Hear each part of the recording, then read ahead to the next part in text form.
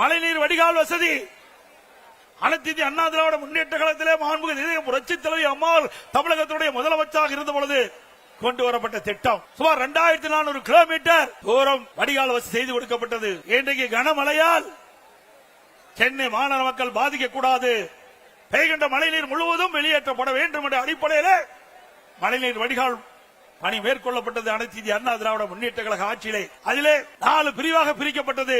Base 1 base 2 இரண்டும் அண்ணா திமுக ஆட்சியிலே நிறைவேற்றப்பட்டது. பேஸ் 3 பேஸ் 4 ஆட்சி மாற்றம் திராவிட முன்னேற்ற கழகம் ஆட்சிக்கு வந்தது.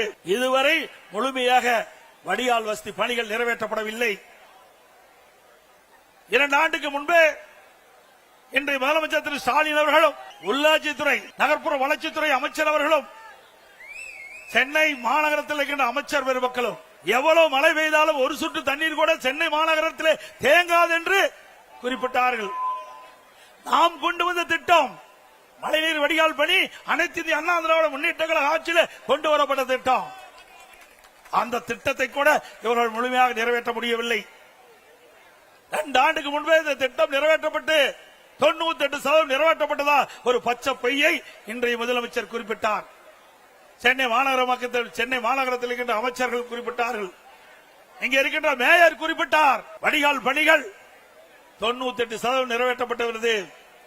எவ்வளவு மழை பெய்தாலும் சென்னை மாநகர மக்கள் பாதிக்கப்பட மாட்டார்கள், ஒரு சொட்டு தண்ணீர் கூட சென்னை மாநகர சாலைகளை தேங்காது என்று இவர்கள் பத்திரிகைகளை வெளியிட்டார்கள்.